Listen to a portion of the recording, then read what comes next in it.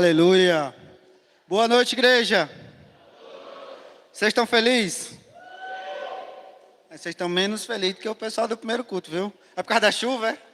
Vocês estão felizes, gente? Amém, né, gente?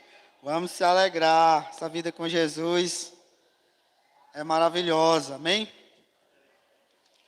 Gente, hoje a gente vai falar sobre a fé na palavra de Deus faz toda a diferença. A gente vai falar um pouco aqui hoje sobre fé e vai dar tudo certo em nome de Jesus, amém?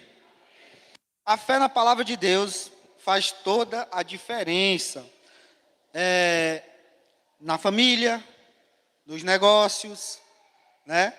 Lá no seu trabalho, aonde você estiver, quando você aplica verdadeiramente uma fé sobrenatural, que é a fé realmente bíblica, você vai ver que a sua vida, ela vai tomar rumos totalmente diferentes, totalmente rumos assim, extraordinários. Por quê?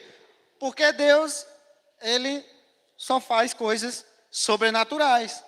Então, a fé na palavra de Deus vai te ajudar nas suas finanças, no seu life group, lá no seu trabalho, né? Aonde você estiver, no seu casamento, em todas as áreas, gente.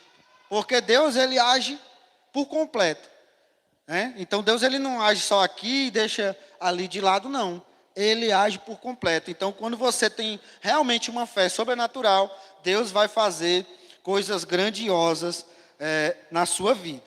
Amém? A gente vai ver um versículo agora, que está lá no livro de Romanos, capítulo 4, no versículo 18. Romanos 4, 18.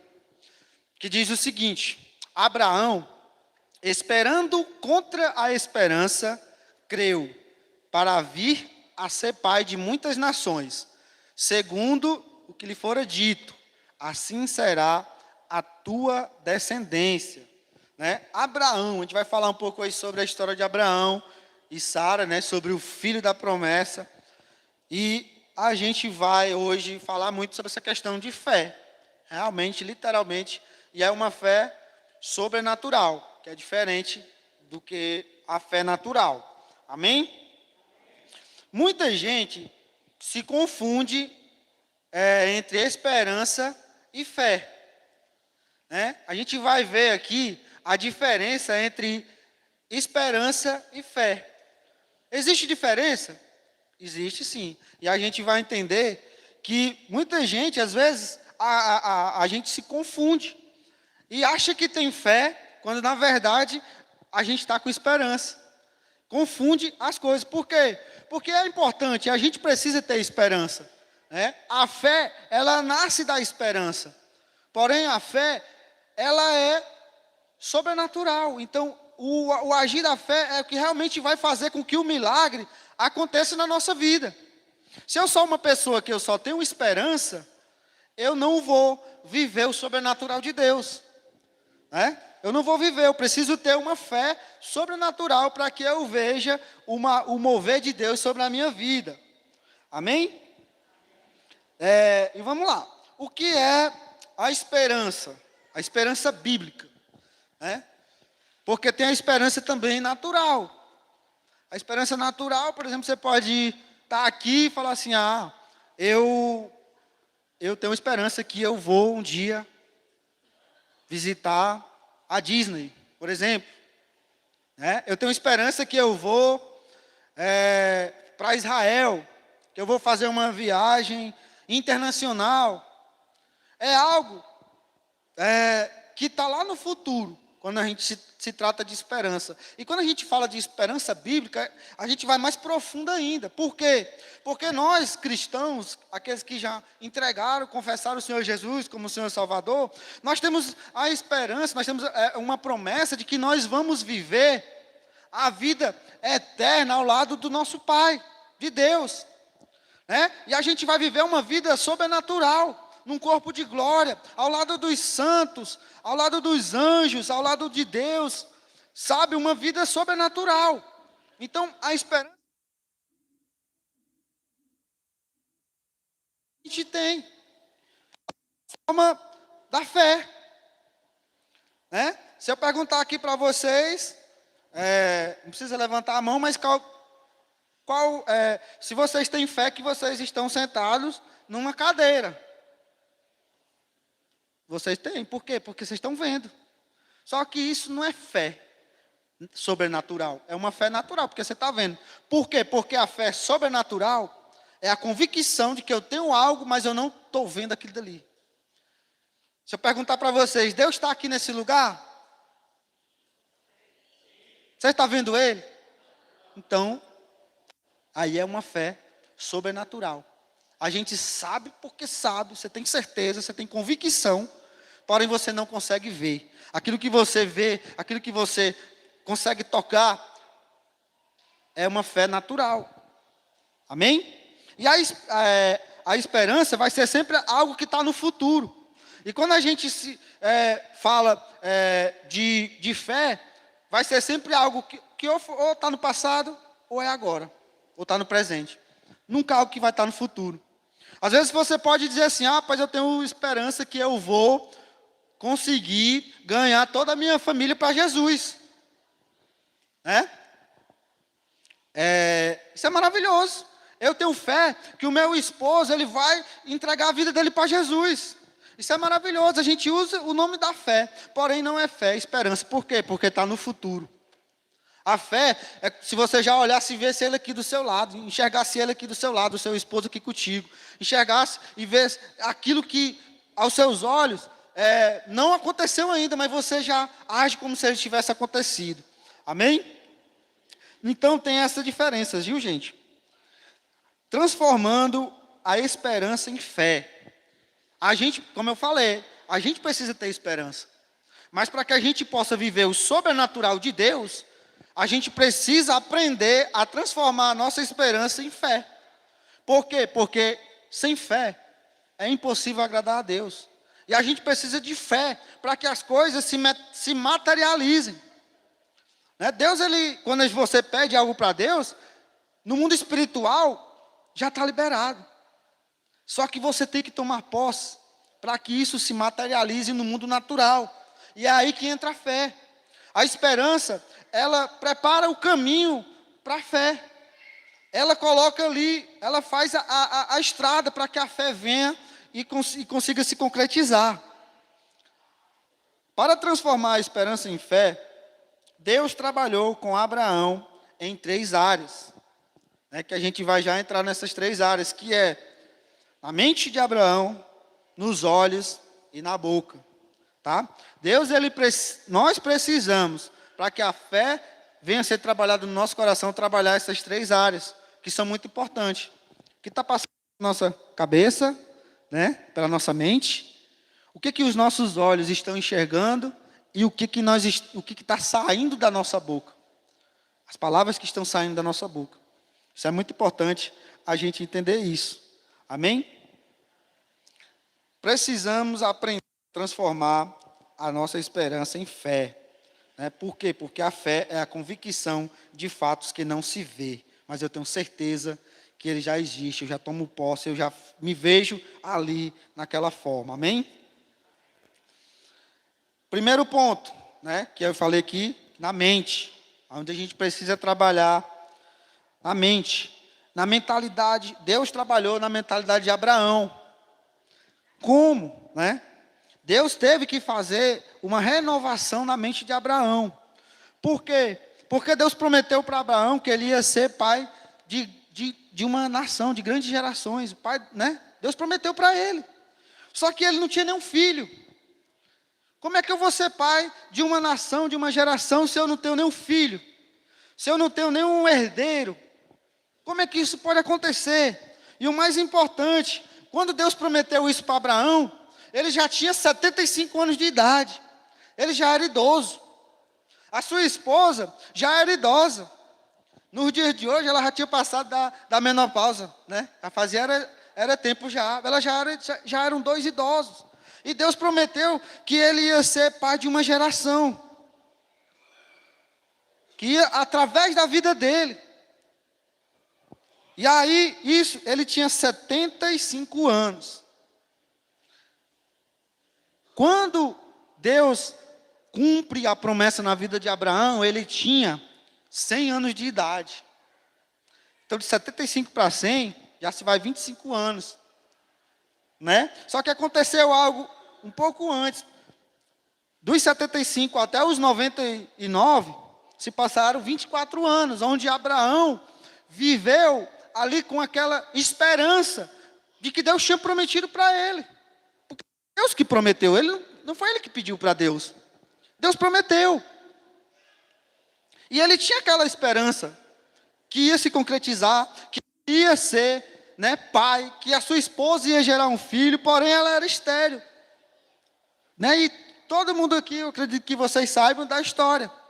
Que nada desse menino vir, e aí tiveram uma brilhante ideia de dar a escrava lá, né, a Agar, para que ele pudesse gerar um filho e tal, e foi gerado um filho, porém não era o filho da promessa.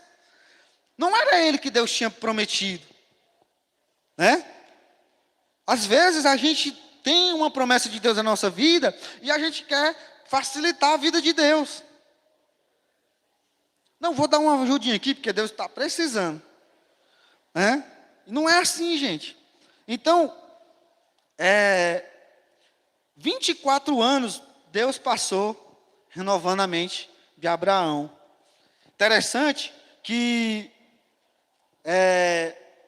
Deus, em um determinado momento, veio falar com Abraão e falou que ele ia ser o pai, o filho da promessa ia nascer. E Abraão riu. Né? E falou, não, senhor, mas eu já tenho um filho, já nasceu Ismael. Eu falei, não, mas não prometi ele, eu prometi Isaac. Né? Então, e eu estabelecerei nele a minha aliança perpétua. Então, assim, Deus tinha prometido o Isaac, não era o Ismael. Só que tinha um problema. Deus, através desse encontro, Abraão teve a sua mente renovada. Só que ele precisava também renovar a mente de Sara, a esposa de Abraão. Por quê? Porque para fazer um menino precisa de 2 pessoas. Né? E os 2 já eram idosos. Então, Sara também precisava ter fé. Sara precisava acreditar. E aí, um certo dia, Deus ia passando ali pelaquela região onde eles estavam habitando, né, na tenda. E Abraão era um homem que ele tinha intimidade com Deus. Deus, a Bíblia fala de vários momentos que Deus ia conversar com Abraão. Então, quando aqueles homens iam passando, Abraão conheceu que era Deus. E ele foi lá falar com eles, chamar eles. Não, vem aqui e tal, fica aqui comigo, passa um tempo aqui comigo. E mandou preparar uma refeição, um banquete, né, para aqueles 3 homens e tal. E eles comeram e eles, antes de ir embora, eles falaram, daqui 1 ano, a gente vai retornar e você vai estar com o filho da promessa. E aí quem riu dessa vez? Foi a Sara, estava lá de trás da tenda, e ela ouviu e ela riu. E aí, Deus sabe de todas as coisas. E aí Deus perguntou, por que Sara riu? E aí ela saiu dizendo que não tinha rido. Né? Deus não passou a mão na cabeça dela e nem deixou de abençoar ela. Mas Deus não minta. Né? Você riu. Mas Deus prometeu para Abraão que dentro de 1 ano ele ia voltar e ele ia estar com o seu filho, o filho da promessa. Então, gente, é muito interessante. Por quê? Porque enquanto Abraão tinha esperança, não veio o filho da promessa. Mas quando ele aprendeu a transformar a esperança em fé, só se passou 1 ano e a promessa se concretizou. Então, nós precisamos entender. Nós precisamos aprender a transformar a nossa esperança numa fé sobrenatural. Para que o milagre aconteça, como eu falei. A esperança em si, ela não faz com que o sobrenatural de Deus aconteça. Ela prepara o caminho. A gente precisa ter fé. A gente precisa ter essa fé sobrenatural. Né? E aí, nessa conversa que Deus teve lá em Gênesis, capítulo 18, no versículo 14, Deus fala assim, ó: existe alguma coisa impossível para o Senhor?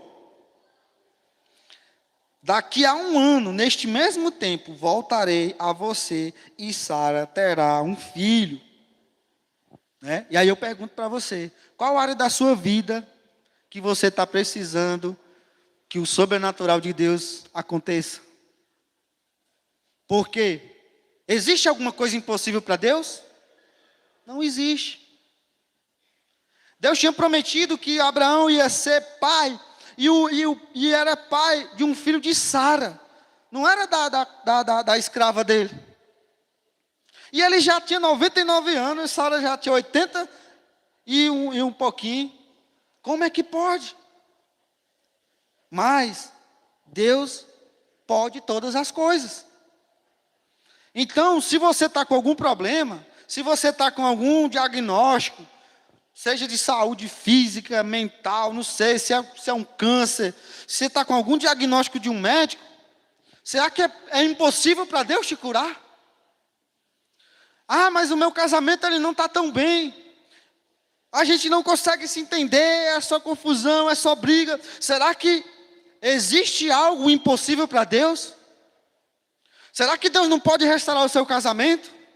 Que Deus não pode trazer paz para a sua casa, para o seu lar? Ah, mas o meu filho não me obedece, ele é muito desobediente. Será que Deus não pode fazer o sobrenatural e converter o seu filho?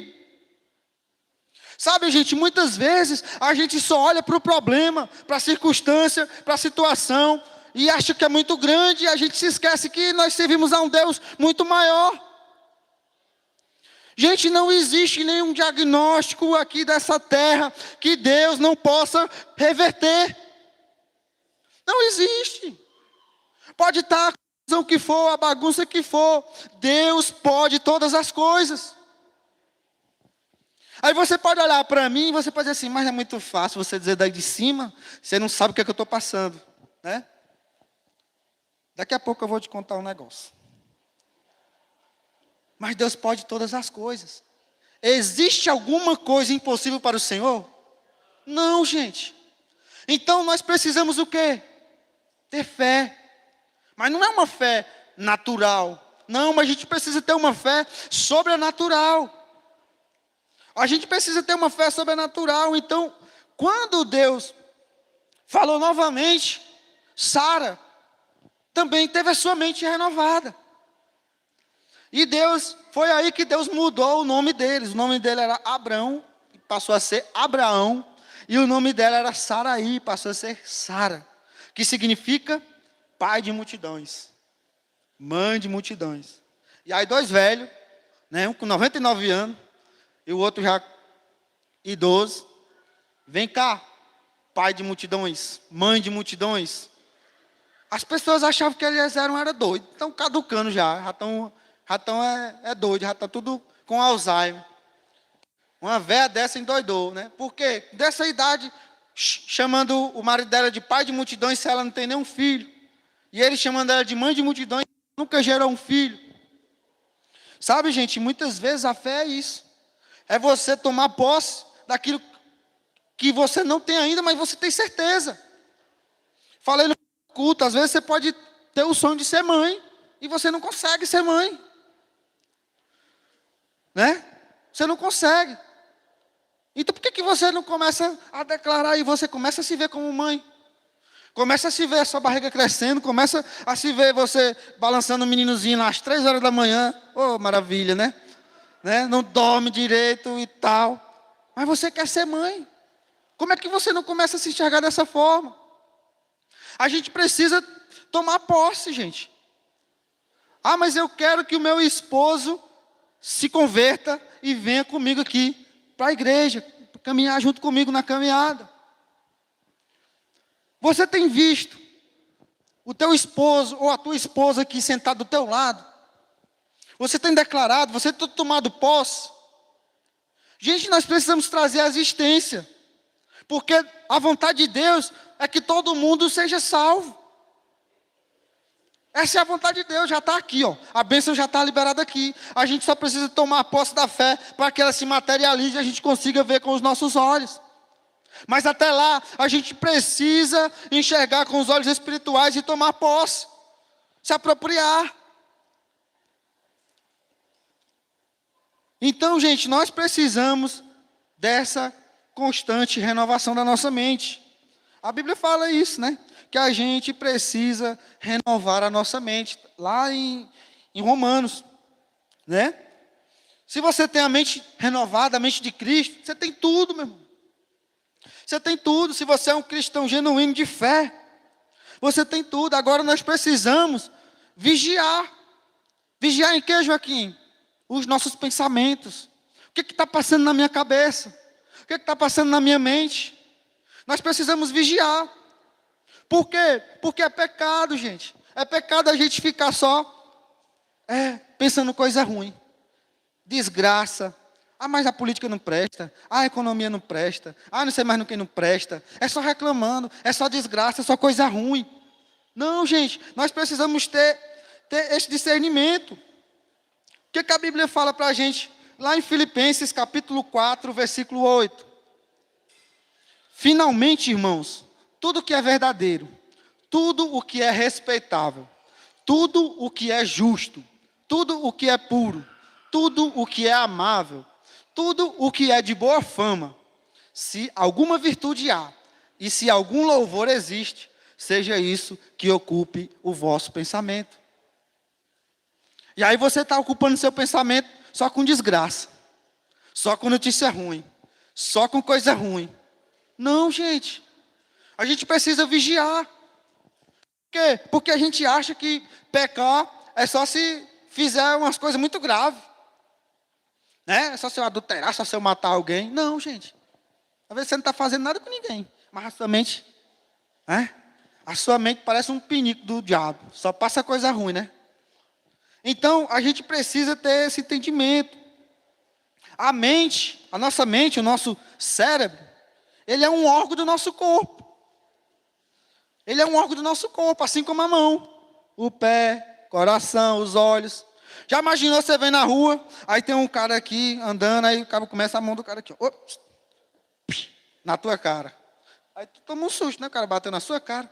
Aí o cara, não, é porque eu não consigo controlar a minha mão. Puf, dá-lhe outro tapa. Você vai dizer, no mínimo para ele, né, que você é crente, já vai dizer assim, meu irmão, dá um jeito aí nessa tua mão, amarra ela, faz alguma coisa. Porque você não pode sair por aí batendo em ninguém. Né? Então, com a nossa mente, os nossos pensamentos é do mesmo jeito, gente. Nós precisamos vigiar o que está passando na nossa mente. Por quê? Porque, gente, é da nossa responsabilidade. É eu que decido o que vai estar aqui na minha cabeça. Os meus pensamentos. Né? Então, como é que eu faço isso? Você vai substituir os pensamentos negativos pela palavra de Deus. Pelas promessas de Deus. Gente, na Bíblia tem mais de 8.000 promessas. Para tudo. O casamento não está prestando. Vai lá na Bíblia que tem promessa para o seu casamento ser uma bênção. Meu filho não me obedece. Tem bênção. Tem promessa que o teu filho vai ser uma bênção. Tem promessa para tudo, gente. Então, você precisa o quê? Se apropriar das promessas, tomar posse. Então, é com a palavra. A gente vence os pensamentos com a palavra. Né? Pastor Eibe contou uma história, vou contar também. Diz que o cara vinha num local, tinha uma ponte muito grande e tinha uma pessoa para pular da ponte, se suicidar. Aí o cara viu, correu, não, pelo amor de Deus, não faça isso não. Pode me contar seus problemas. Aí o cara começou a contar os problemas. Passou meia hora. Não, conte mais, eu estou aqui, eu vou te ouvir. Me conte mais os seus problemas. E passou 1 hora, passou 2 horas, 3 horas, e toma um problema, e toma um problema. Quando deu 4 horas, os dois pularam da ponte. Por quê, gente? Porque era só problema. Quando alguém chegar com um problema, o que a gente tem que fazer? Mostrar uma promessa. Vamos na palavra de Deus. Eu estou com um problema financeiro, vamos na palavra de Deus. Tem promessa. Tem promessa na palavra de Deus para a sua vida financeira. E tome promessa. Agora, se você ficar só problema com problema, problema com problema, você vai endoidar também. Né? Então, gente, nós precisamos entender. Nós não conseguimos controlar o que vem na nossa mente. Mas nós conseguimos controlar se vai permanecer ou não. O diabo ele vai lançar. Mas é você que decide. Eu vou tomar posse disso daqui, ou eu vou repreender isso daqui através da palavra de Deus, utilizando a palavra de Deus. Vou fazer uma ilustração aqui, eu preciso da ajuda de vocês. Eu vou contar de 1 até 3, e aí vocês vão começar a contar em pensamento, não precisa contar em voz alta, até 50, tá bom? 1, 2, 3, vocês começam a contar até 50. Vai lá, 1, 2, 3, vai. Começaram a contar, né? Agora eu preciso que vocês falem o nome de vocês em voz alta. Fale o seu nome em voz alta. Foi o que aconteceu com a contagem? Parou, meu irmão. É desse jeito que tem que acontecer. Vê o problema? Tá aqui, a sua mente está aqui. É a sua boca que domina o que vai permanecer na sua mente. Veio um problema, o diabo lançou um pensamento ruim, taca-lhe a palavra de Deus. Promessa de Deus. E o problema ele vai ter que parar. Por quê? Porque a sua boca domina sobre o seu pensamento. Não tem jeito. Não dá para você fazer as duas coisas ao mesmo tempo. Não dá. Então nós só precisamos nos apropriarmos das promessas de Deus. Amém? Segundo ponto, nos olhos. A gente já falou da mente, agora dos olhos. Né? Deus estava lá com Abraão. E aí Deus chamou Abraão. Vem cá, Abraão, sai da sua tenda aí. Tu está vendo aqui. Eles estavam no deserto. Né? Tu está vendo aqui a quantidade de areia que tem aqui nesse chão? Tem. É assim que vai ser a sua descendência. Você não consegue contar. Pegar uma mãozinha na praia, você já não consegue contar a quantidade de grão de areia que tem ali. Né? Mais uma vez Deus chama Abraão de novo. Abraão, à noite. Abraão, sai para fora da sua tenda. Abraão saiu para fora da tenda. Olha para o céu. E ele olhou para o céu maravilhoso. Cheio de estrela. Cheio de estrela. Quem já foi no interior sabe que quando está estrelado é bonito, viu? Já levei minha esposa uma vez lá para o interior, ela ficou maravilhada com a quantidade de estrelas. Porque não tem iluminação pública, não tem nada, é só as estrelas. Assim será a sua descendência. Você consegue contar? Não. Só que para isso, gente, para que Abraão pudesse ver, ele precisou sair da onde? Precisou sair da sua tenda. De onde é que você precisa sair para que você consiga enxergar o que Deus tem preparado para você? As promessas de Deus. Às vezes você só não consegue ver porque você está no lugar errado. Você só não consegue ver porque você está no lugar que não era para você estar. E aí você não consegue enxergar as promessas que Deus tem para a sua vida. Abraão precisou sair da sua tenda para que ele pudesse ver. Para que ele pudesse enxergar a grandiosidade daquilo que Deus tinha prometido para ele.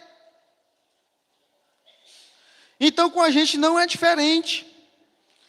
Nós precisamos crer que as nossas bênçãos já são liberadas no mundo espiritual. E aí a gente precisa tomar posse com uma fé sobrenatural para que isso possa se materializar e a gente possa tocar. E aquela casa que você tanto sonha, ela aconteça. Aquele carro que você tanto sonha, ele aconteça. O seu esposo aqui contigo no culto, ele aconteça.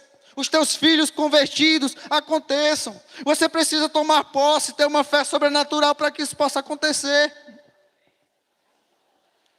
Né? Enxergue pelos olhos da fé aquelas promessas de Deus que já são uma realidade na sua vida. Mas não aconteceu ainda, Joaquim. Mas é isso mesmo. Enxergue pela fé. Sabe? Tenha fé. Abraão e Sara não tinham tido filho ainda não. Mas eles já estavam se chamando pai de multidões. Mãe de multidões. Eles não estavam com filho ainda. Deus tinha prometido, mas não estava ainda. Então, muitas vezes, aquilo que Deus nos prometeu não se concretizou ainda porque nós não tomamos ainda posse. Com uma fé sobrenatural. né? Você já deve, gente, se ver com o seu milagre. Já deve se ver com o seu milagre. Hoje está chovendo. Teve uns irmãos aí que veio de bicicleta, que vem de moto. Meu irmão, bicicleta e moto para chuva é ruim, viu? Então, meu irmão, você já tem que vir, ó, se vendo ali no ar-condicionado só para desembaçar o vidro, que fica embaçado quando está chovendo, né? Bota o arzinho quente. Você já tem que se ver. Você já tem que se visualizar, desfrutando aquilo dali. Mas eu não consigo, eu não tenho nenhuma bicicleta ainda hoje. É fé, meu irmão. É fé. Amém? Então, gente, o terceiro ponto, a boca. A gente já falou na mente, nos olhos, e agora vai ser com a boca. A fé sempre fala. Né? A fé sempre fala. Crê que se fará o que diz, então você terá o que você diz. Quando você crê que se fará o que diz, você vai ter aquilo que você disse que ia ter. É loucura. Literalmente. É loucura. Né? Lá em Tiago, no capítulo 3, no versículo 4 e 5, a Bíblia fala que a nossa língua é o leme do nosso corpo. Da nossa vida, quer dizer. A nossa língua é o leme. O que é o leme? É algo que tem num navio bem grandão, que direciona a direção do navio e o seu destino. O navio é bem grandão.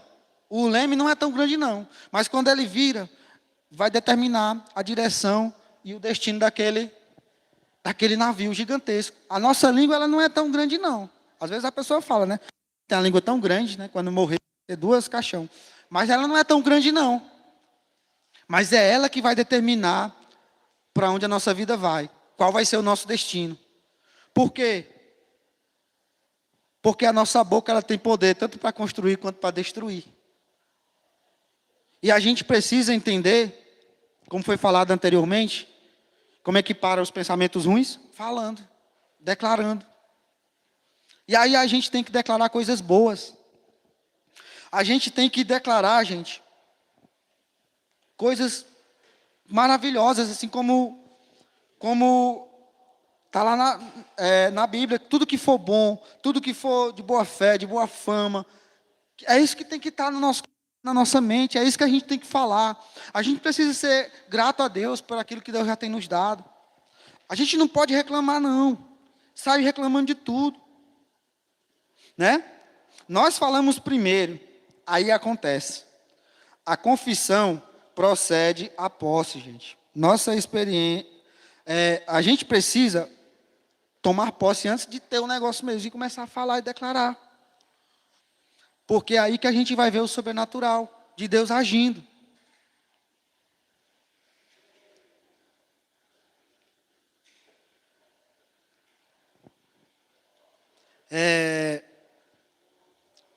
Eu vou falar agora no testemunho da minha vida. Muita gente já sabe algumas coisas. Mas eu vou falar porque foi algo assim que Deus fez extraordinário. Mas também o extraordinário foi o pior momento da minha vida. Eu sempre falo para as pessoas, você quer ter um grande testemunho, depois você vai ter uma grande provação. Porque às vezes a gente gosta de ouvir os testemunhos, mas só Deus e a pessoa que está testemunhando sabe o que foi passado. Né?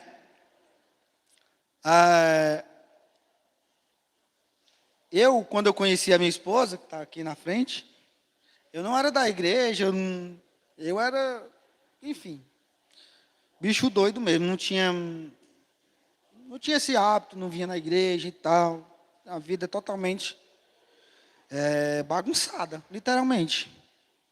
E eu lembro que quando eu conheci a minha esposa, ela já era da igreja, congregava aqui nessa igreja, era fiel e tal. E como muitos que eu conheço, eu também já fui uma pessoa muito descrente, principalmente quando falava-se da parte financeira. Né? Foi falado aqui hoje, mais cedo, pelo Johnson, sobre a questão das ofertas para a nossa reforma. Meu irmão falasse um negócio desse para mim. Quando falava em dízimo e oferta, a Georgiana dava o dízimo escondido, porque eu não queria que ela desse o dízimo, não. E na época eu trabalhava e eu ganhava um salário mínimo. E eu comecei a vir e tal. E Deus foi trabalhando, né? Foi tratando. Até que um dia eu chamei ela para conversar e falei que eu ia devolver o dízimo. Ela tomou até um susto, né? Que eu falei que ia devolver o dízimo. Eu ainda lembro, era R$ 98, que o salário era 980. R$ 98. E eu comecei a devolver esse dízimo. E eu comecei a entender esses princípios. E foi passando. Consegui depois arrumar um trabalho melhor. Não demorou muito. Tipo, o trabalho que eu ganhei, eu já passei a ganhar tipo, 3, quase 4 vezes mais do que eu ganhava. Com a fidelidade. Só que aconteceu um problema muito grande. Misericórdia. A minha esposa adoeceu. E eu já estava lá trabalhando, o trabalho não era ruim, o salário não era tão ruim, era bom. Eu nunca tinha ganhado aqui na minha vida. Não era ruim, trabalhava e tal, tudo direitinho, minha esposa adoeceu. Aí já tinha nossa filha, bebezinha, tinha 3 meses e um pouquinho, quando começou tudo. E quando começou, aquele salário que eu ganhava, tipo, não estava dando de conta, porque aumentou despesa com médico, com medicamento e N coisas. A nossa vida literalmente virou. E no meio desse caos, escolhendo o que era que ia pagar, o que não ia pagar, eu rapaz, preciso arrumar um outro emprego. Foi aí onde eu encontrei um anúncio da vaga de trabalho na empresa na qual eu trabalho hoje. E eu me candidatei para essa vaga, era para trabalhar no setor comercial da empresa. Eu nunca tinha trabalhado no setor comercial, trabalhava na bancada do laboratório, né, liberando exames e tal. E eu passei eu vou me inscrever nessa vaga aqui para trabalhar com vendas. Sabia que quem trabalha com vendas ganha um pouco melhor. E eu me inscrevi, e era muita gente. Eu não lembro de cabeça quantas pessoas tinham no processo seletivo, não, mas era mais de 200 pessoas. E foi indo, e eu consegui ser aprovado para uma vaga, concorrendo com essa quantidade de pessoas. E aí começou a dar uma melhorada, porque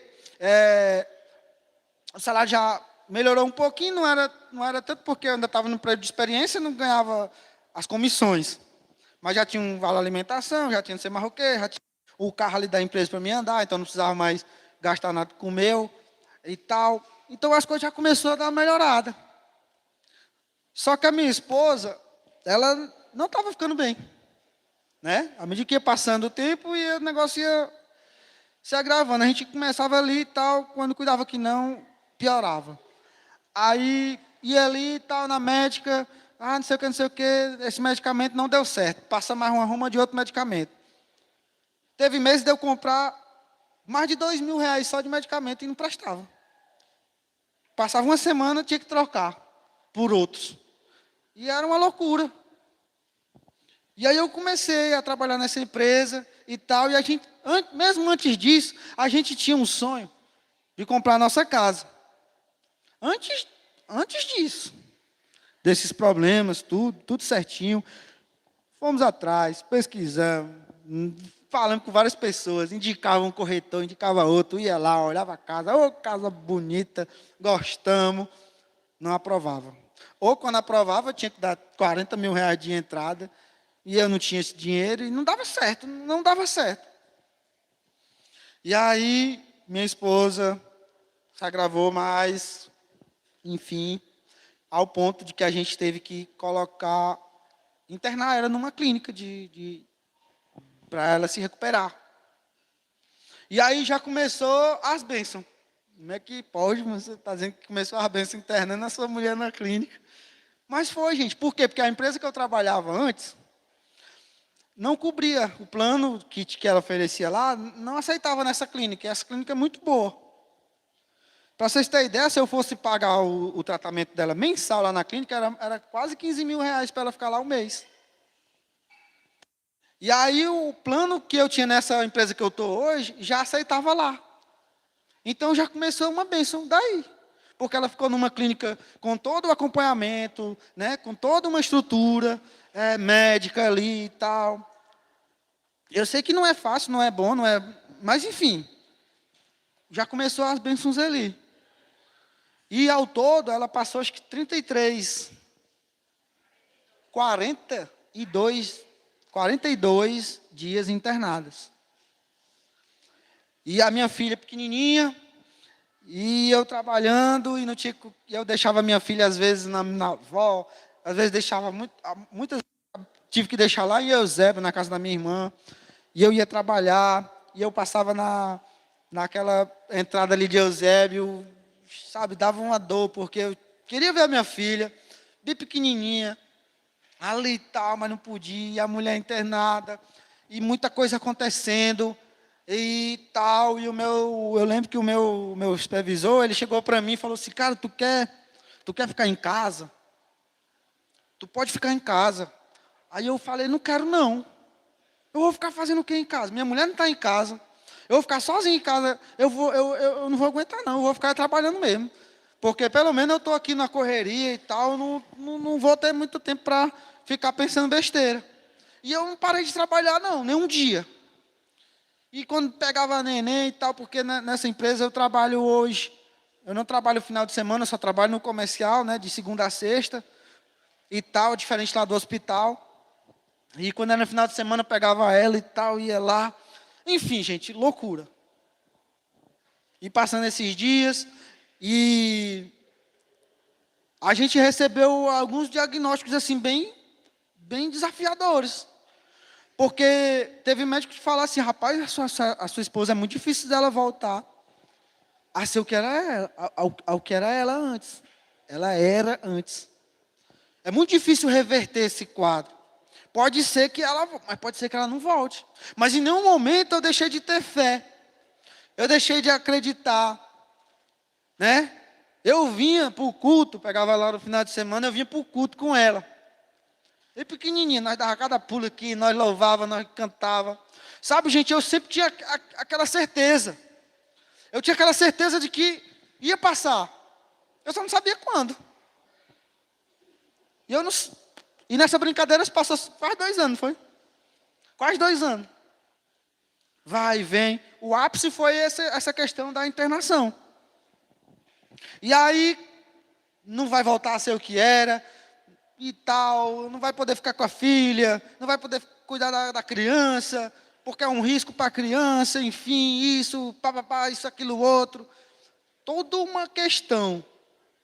Foi quando. E aí eu comecei, e aí eu ia para lá, gente, na clínica, visitar ela. Geralmente eu ia 2 vezes, às vezes eu ia mais, mas eu ia. Aí eu ia, chegava lá na clínica, eu levava esmalte para fazer as unhas dela lá na clínica. Eu cortava as unhas dela, eu penteava os cabelos. Mandar fazer a sobrancelha dela. Sobrancelha eu não sei fazer não, porque é mais difícil, né? Mas pintava as unhas dela. Eu acho que eu arrumei problema para alguns homens lá, porque quando eu chegava lá, mesmo, era só eu que fazia isso. Porque eu tinha certeza que a minha esposa ia sair daqui dali, ela precisava de mim naquele momento. E eu não ia estar com ela lá, não. O momento que eu estava, eu tinha que dar o meu melhor ali para poder dar força para ela. Né? E aí foi indo e tal, era engraçado, porque a visita não era muito demorada, não. E tinha que ser rápido, né? Fazer a unha ali e tal. Eu acho que foi. Eu lembro até a cor do esmalte, era verde o esmalte que eu levei, olha. Para pintar as unhas dela, gente, para cuidar dela. E tal, e fiz e tal, indo lá. E conversava com a médica, e conversava com assistente social, com psicólogo e tal, e isso, aquilo, outro. Aí chegou um momento que falou assim, ó, agora a gente começa a ter, né, ela pode começar a dar umas saídas. Você leva ela, passa o dia e traz. Aí eu fui pegar ela, passei meu dia no shopping, nesse dia lá no shopping e tal, ela morrendo de medo. Ficamos lá, eu, ela e a Laura, até de tarde. Fomos devolver ela lá. Outra coisa ruim, né? Porque você tá com a pessoa aqui e tal, deixa ela ali. Aí quando foi outra vez, liberaram para dormir. Já foi um avanço, e a médica falou, ó, quando ela for sair daqui, você vai ter que garantir. Eu tive que assinar um documento garantindo que eu ia ter que ter uma pessoa para ficar com ela. Ela não podia ficar só.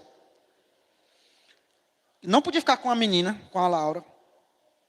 Eu tinha que garantir, eu tive que assinar um termo garantindo que eu tinha conseguido uma pessoa para cuidar dela e tal. Que eu não ia levar ela para outra casa que nós morávamos antes. E como é que eu não levo, senhor, se eu não conseguir comprar uma casa? Comecei de novo a ir atrás da casa. E vai lá e vem cá, achei uma casa. Opa, casa de repasse, vai dar certo. 14 mil reais que tinha que dar para a mulher da casa. Não tinha esse dinheiro. Meu pai me arrumou esse dinheiro. Comprei essa casa. Organizei a casa todinha, pintei. E como é que você está pintando essa casa? Se a sua mulher não pode nem ficar só.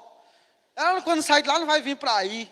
E não sei o quê. Mas a minha certeza, eu já via nós lá, dentro daquela casa. E eu pintei a casa todinha e tal. E é tão legal, porque às vezes a gente se esquece das coisas que a gente fala, que a gente pede para Deus. Eu lembro que no dia que eu fui buscar ela no hospital, com a Laura, eu fiz um vídeo. Laurinha, indo pegar a mamãe na clínica. E tal, e eu falei algumas coisas. Que a partir de hoje a gente vai viver a nossa vida e que vai dar tudo certo e tal. E esses dias a lembrança lá do Google lembrou esse vídeo para mim, foi muito emocionante. E eu peguei ela. E aí tinha uma pessoa para ficar com ela não podia ficar só. A Laura foi para a crechezinha, à noite tinha uma pessoa para dormir com elas e tal. E foi passando o processo. Chegou o ponto que já não precisava mais ficar ninguém com ela durante o dia. Né? Depois, já estava melhorando mais. Aí ela já conseguia dormir lá em casa, sozinha. Depois a moça já não precisou mais ir, porque ela já estava cuidando da neném. E já estava conseguindo cuidar da casa, das coisas de casa. E aí, gente, tudo isso aconteceu no meio dessa loucura, desse caos. Eu consegui um trabalho melhor. Eu consegui comprar uma casa que antes eu não tinha conseguido. A minha esposa, que tinha um diagnóstico que poderia não voltar, está aqui hoje, ela aqui, ó. Glória a Deus. Né? Não sei nem o que é que eu falo agora. E tudo isso, gente, parte do princípio da fidelidade. Porque Deus, Ele não vai deixar de ser Deus porque você tem um problema, não. Ele vai continuar sendo Deus. Mas o que é que diferencia? É você estar dentro de um problema com Deus. Gente, a luta fica mais suave. Não é que seja legal, não. É ruim. É ruim. Mas a gente tem que ser fiel. E aí a gente entra lá dentro da casa. Que nesse processo todo, gente, é porque a história é longa. Mas eu não tinha mais nada. Só tinha a geladeira, a máquina de lavar e a cama. Não tinha mais guarda-roupa, não tinha nada. A casa só tinha as paredes. Mas era a nossa casa. Era aquilo que a gente tinha sonhado e Deus tinha nos dado. E aí a gente começou. Eu ganhei um fogão do irmão aqui da igreja. E começamos, consegui comprar guarda-roupa. Rapaz, a casa está começando a parecer uma casa. Por quê? Porque Deus tem nos abençoado. Mas para a gente conseguir chegar nesse ponto, teve um processo, gente. E não foi fácil. E é por isso que eu falo para você, não desista. Eu não sei o que você está passando, não. O nosso problema foi diferente. Era algo psicológico. Às vezes você pode estar com um problema físico, um diagnóstico de um câncer, não sei, um nódulo. Às vezes você pode estar com um problema financeiro. Eu não sei. Cada um tem o seu problema, o seu gigante ali. Mas eu sei de uma coisa: continue sendo fiel a Deus. Continue honrando o Senhor. Em todas as áreas, gente. Quando nós cremos em Deus, nós temos que crer em Deus em todas as áreas. Eu lembro que antes eu não tinha, não. Era como eu mesmo, não gostava desse negócio, não. Mas quando eu comecei a dizimar, a ofertar. E a gente começou a vir na igreja aqui e tal. E vamos botar o piso. E a gente não tinha tanto. Vamos ofertar o carnezinho, R$50 o carnezinho. 6 vezes de 50. Fomos fiel no carnezinho. Depois teve a obra ali da entrada ali e tal, do berçário. Vamos ofertar, vamos. Vou ofertar tanto. Falei para a pastora. Pastora, eu vou ofertar tanto. Ela, ô glória, meu filho. E tal. Aí no mesmo instante, Deus disse assim, é o seu melhor. Eu falei, não, Senhor, o Senhor já tem me dado tanto. O Senhor já tem me dado tanto. Que se eu pegasse tudo, eu te desse. Eu não conseguiria expressar a minha gratidão. Aí quando eu fiz o pix para a pastora, ela tomou, foi um susto. Tu não falou que era terceiro, mas foi Deus, eu falei, Deus falou para fazer isso daqui. E ofertamos e continuamos sendo fiel. E agora nós estamos nesse processo aí da construção das salinhas. E depois que terminar, vamos começar ali também, depois de terminar não, agora também vamos começar a mudança dos banheiros, né? Do banheiro masculino, do banheiro feminino. E nós precisamos ofertar, nós precisamos investir nessa terra fértil. Antes de começar o primeiro culto, eu falei para o pastor, eu vou ofertar. Eu só não sei quanto. Aí quando eu me sentei aqui na cadeira aqui, Deus me disse a quantidade. Você vai ofertar tanto. E eu nunca fiz uma oferta dessa. Fui buscar minha esposa, que ela não veio no primeiro culto. Falei, meu Deus falou para mim quanto é que eu ia ofertar. Quanto foi? Eu disse, é tanto. Ela, amém. Vamos ofertar. Então, gente, isso é maravilhoso. A unidade. Eu até falei, pastor, se não der para dar de uma vez, eu dou parcelado. Mas eu vou ofertar. Porque eu sou grato a Deus com o que Ele tem me dado, gente. E eu sei que a terra que nós estamos ofertando é uma terra fértil. Vai fazer salinha para as crianças. Gente, olha o impacto que isso tem na sociedade, na vida dessas crianças, na vida dos pais. A gente não sabe se daí não vai sair uma criança que vai ser um evangelista, um ganhador de vidas. A gente não sabe. E às vezes você fica se prendendo com coisa tão pouca, gente. Gente, o desejo de Deus é te abençoar. Esse é o desejo dele, está aqui, ó. Agora, para se materializar aqui, aí você precisa ter uma atitude de fé. E é uma fé sobrenatural. Gente, quando a gente fala de fé, é muito bom. Mas quando você vai colocar na prática, é aí que você é testado. Porque eu já estava feliz com as minhas ofertas. Dou R$5, dou R$10. Às vezes dou 100. Opa, dei R$100, tá bom demais. Será que é o meu melhor para Deus? É? Será que é o meu melhor? E aí se eu perguntar para Deus, Ele vai falar assim, meu filho, você pode fazer melhor. E o que é que eu vou fazer se Ele já me deu tudo? Hoje eu estou com a minha família, minha filha está ali dentro da salinha. Uma bênção. A minha esposa está aqui. Uma bênção. Teve momentos dos pensamentos? Teve gente que fala para me desistir. Homem, larga essa mulher, tu é novo, trabalhador. Essa mulher não volta mais não. E na mesma hora Deus foi tão bom, porque eu falei assim, sai para lá, Satanás. A pessoa tomou um susto. E eu disse. Por quê? Porque eu casei com ela, eu fiz uma aliança com ela e com Deus. Na alegria, na tristeza, na saúde, na doença, até que a morte nos separe. Deus não matou nenhum dos dois, então nós temos que ficar juntos. Mas está doente. Ei, por acaso existe alguma coisa impossível para Deus? Não existe. E eu sou a prova disso. Não existe. Então, Deus que fez na minha vida vai fazer na tua. Vai fazer na tua casa, vai fazer na tua família, nas suas finanças. Agora, meu irmão, dá um passo de fé, uma fé sobrenatural. Eu não posso fazer uma oferta dessa, não tenho esse dinheiro. Mas tu compra um celular parcelado em 10 vezes. E nem sente. Não, 10 vezes fica suave. Por que para Deus tudo é mais difícil? E aí você não sabe por que Deus não tem me abençoado. Por que eu não sou promovido? Tu está fazendo o que para Deus? Qual a sua resposta que você está dando para Deus? Então nós precisamos, gente. Deus, você é o Deus da minha vida. Se Ele é o Deus da sua vida, você não pode ter medo de nada.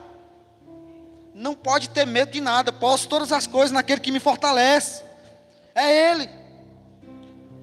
Ah, meu irmão, não tenha medo. Deus não vai te desamparar. Não vai. Então a gente precisa todos os dias fazer com que a nossa fé ela seja fortalecida em Deus. E a gente precisa ter uma fé sobrenatural. Eu te convido a ficar de pé, para que a gente possa orar. Sabe, Deus Ele quer fazer algo na sua vida. O desejo de Deus é fazer algo na sua vida, na sua casa, na sua família. O que você tem feito? Você tem renovado a sua mente? Você tem colocado os seus olhos no local certo? Você tem falado coisas que agradam a Deus? Gente, a decisão é nossa. Estou falando de facilidade não, porque é muito ruim, gente. Eu não desejo para ninguém. Agora, se aconteceu alguma coisa na sua família, com seu cônjuge, ei, meu irmão, não pula do barco não. Permaneça fiel. Honre a tua esposa, honre o teu esposo, honre os teus filhos. Desistir é muito fácil. Mas Deus não nos chamou para nós sermos fracos, não. Deus nos chamou para que a gente possa perseverar. Ele não disse que a gente não ia ter problemas e aflições. Pelo contrário, Ele disse: no mundo tereis aflições, mas tem de bom ânimo. Eu venci o mundo e Ele está conosco. Então, meu irmão, se Deus está conosco, nós não vamos temer a nada. Não é uma doença, não é uma dificuldade financeira. Não, muito pelo contrário, gente. É aí que nós precisamos correr para a cruz. É aí que nós precisamos se lançar nos pés de Jesus. Aleluia. Você possa orar nessa noite. E eu declaro que o Espírito Santo de Deus está ministrando no seu coração. E você vai tomar atitudes de fé, mesmo contra aquilo que você está vendo, mesmo contra o que as pessoas estão dizendo. Você vai perseverar na sua fé, e você vai alcançar o sobrenatural de Deus sobre a sua vida, sobre a sua casa, sobre o seu empreendimento, sobre o seu trabalho. Aleluias.